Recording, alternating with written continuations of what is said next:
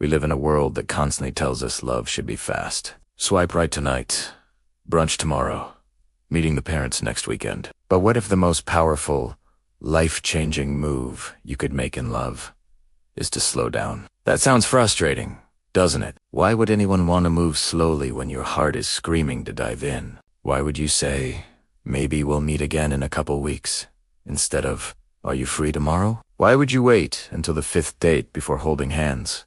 Or hold off on saying I love you until the leaves change and a whole season has passed? At first glance, that sounds stingy, even depressing. Like you're holding back. We grew up believing that modern romance freed us from outdated rules. No more chaperones. No more waiting 3 days to call. We thought real love meant following the heart without hesitation. But slowing down isn't about being uptight or prudish. It can actually be a sign of deep wisdom. Because the truth is, love isn't only thrilling, it's terrifying. Falling in love means standing vulnerable in front of someone and hoping they'll see the real you and still stay. That's exhilarating, but it's also dangerous. And if heartbreak can feel like it's killing us, and, let's be honest, it sometimes does, it makes total sense to take small steps at the start. For some people, this caution runs even deeper. Maybe you grew up in a home where love was unreliable, where affection came and went like storms rolling through. Maybe mom wasn't really present, or dad's anger filled the room. Maybe the only way you survived was by retreating, teaching yourself to play alone, to not need too much. So, later, when someone shows up in adulthood offering you the emotional equivalent of a Thanksgiving feast plate after plate of care, attention, and tenderness, your first instinct isn't joy. It's panic. Instead of thinking, finally, you feel sick, overwhelmed. You push away the person who's giving too much because deep down, you've never learned how to handle that much love. You might even secretly wish you could tell them, please, don't be too kind. Give me space to catch up. Let me find my own pace. But let's flip the script. What about the people who move fast? The ones who shower affection right away? Who book a trip to Paris after 2 dates? Who start with nicknames before their week is out? On the surface, it looks wildly romantic. But beneath the grand gestures might be something sadder. Deep anxiety. Maybe they panic if they don't get a text back within 2 hours. Maybe they need reassurance constantly. Their generosity isn't always pure, it's fueled by fear. Fear that they're not good enough.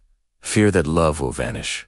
Fear that if they don't lock it down right now, they'll lose it forever. Many of us learned this from childhood too, that nothing was stable, that love could disappear in a flash. So we overcompensate. We pour it on thick, not because we're overflowing with love, but because we're terrified of abandonment. That is why the healthiest kind of love isn't found in the extremes, not in racing ahead, not in hiding back. Mature love lives in the middle. It's calm, patient, and steady. A healthy partner can think, I like them, but I don't know them yet. I want them in my life, but I'd survive without them. I'm attracted, but I don't have to act on it right this second. There's time.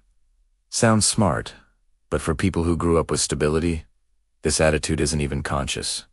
It's automatic. It's the quiet gift of having had reliable love as a child. And for those of us who didn't grow up with that, it doesn't mean we're doomed. We can learn to slow down.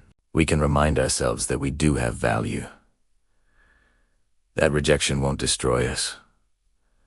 That we don't have to rush or run away. We can practice honesty, admitting when we're unsure or nervous. We can let love unfold step by step. Because when the moment truly feels right after time, after patience, we'll be able to take that leap. To reach out for their hand. To say, yes, I want this. And whether it lasts a year, a decade, or a lifetime, we'll know we entered it with calm, self-respect, and the strength to handle whatever comes. So here's the question. Are you someone who runs toward love at full speed? Or do you hold back until you almost lose your chance? Drop your answer in the comments. I want to hear your story. And if this spoke to you, don't forget to hit like, share it with someone who rushes love a little too quickly, and subscribe for more deep dives on love, life, and growth. Because sometimes the bravest move in love is slowing down.